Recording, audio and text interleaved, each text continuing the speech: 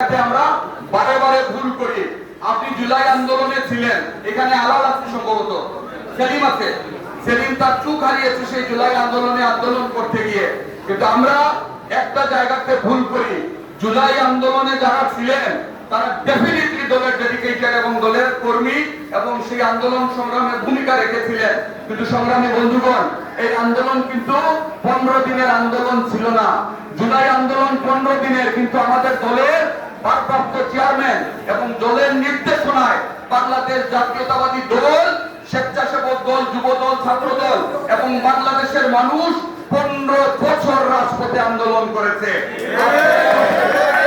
আজ থেকে 8 বছর আগে যারা আন্দোলন করতে গিয়ে মামলা খেয়েছেন, গায়েবী মামলার আসামি হয়েছেন, আজ থেকে 10 বছর আগে যারা আন্দোলন করতে গিয়ে কারান্তরীণ হয়েছেন, আজ থেকে 10 বছর আগে রাজপথে সেই লেলিয়ে দেওয়া পুলিশ বাহিনীকে মোকাবেলা করতে গিয়ে যারা বন্ধুত্বকরণ করেছেন, তাদেরকে কি আমরা ভুলে যাব?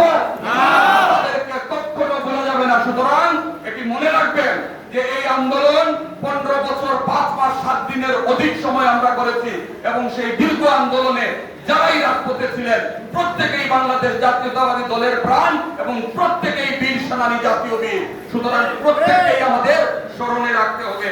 আমি আরেকটি ছোট্ট কথা বলবো, বাংলাদেশ জাতীয়তাবাদী দল সেই 5ই আগস্টের পরে আজকে 1 বছরে যে জায়গাতে এসে দাঁড়িয়েছে, আপনাদের মনে আছে যে আমাদের দলের ভারপ্রাপ্ত চেয়ারম্যান 5ই আগস্টের পরে ওনার বক্তব্য দেওয়ার সময় বলেছিলেন যে আমাদের সামনে একটা অদৃশ্য শক্তি আছে, আগামী নির্বাচন কঠিন হবে।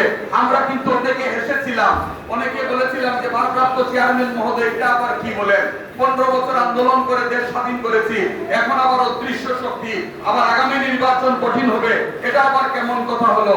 কিন্তু আমাদের চেয়ারম্যান যে সঠিক বলেছেন সেটি 1 বছরের মধ্যে কি আমরা বুঝতে পেরেছি?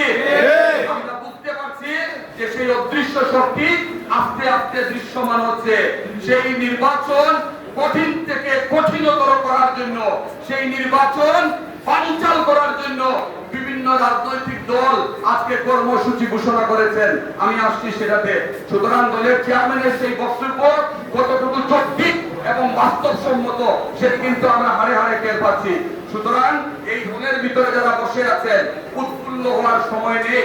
খুব বেশি উৎফুল্ল, উত্তেজিত, অহংকার করার মতো সেরকম কিছু কিন্তু এখনো ঘটেনি। এখন পর্যন্ত মানুষের কাঙ্ক্ষিত যে স্বপ্ন থেকে, যে আকাঙ্ক্ষা থেকে দীর্ঘ 1.5 দশক আমরা রাজপথে আন্দোলন করেছিলাম, আমরা কি পেরেছি আমাদের প্রার্থীকে বিজয়ী করতে? আমরা কি পেরেছি আমাদের পছন্দের প্রার্থীকে ভোট দিতে? আমরা কি পেরেছি আমাদের পছন্দের দলকে রাষ্ট্র ক্ষমতায় বসাতে? সেটি কিন্তু আমরা পারিনি।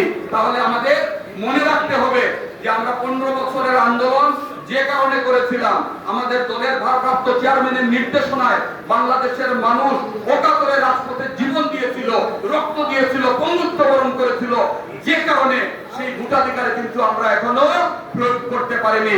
আপনাদের মনে আছে আগামী নির্বাচন কঠিন হবে। তাহলে যদি একটু ভেঙে বলি, তাহলে আগামী নির্বাচন বানচাল করার জন্য আজকে যে রাজনৈতিক দলগুলো রাজপথে কর্মসূচি দিয়েছেন, তারা কি চাচ্ছেন জানেন? তারা চাচ্ছেন পিআর পদ্ধতিতে নির্বাচন হোক। পিআর পদ্ধতি কি জিনিস আপনারা তো বুঝেন। আমরা খন্দকার মুক্তাদির সাহেবকে সিলেট 1 আসনে প্রার্থী হিসাবে চাই এবং উনাকে আমাদের এমপি হিসাবে চাই, চাই কিনা বলে? পিআর পদ্ধতি আবিষ্কার করা হয়েছে, সেখানে এমপি কে হবে সেটা কেউ বলতে পারবেন না। বাংলাদেশের প্রধানমন্ত্রী সকালে একজন থাকবেন, বিকালে আরেকজন হবেন। একটা অস্থিতিশীল অরাজক পরিস্থিতি এবং পরিবেশ তৈরি করার জন্য আজকে যে দলটি রাজপথে কর্মসূচি দিয়েছে, তাদের ব্যাপারে কিন্তু আমাদের সজাগ থাকতে হবে।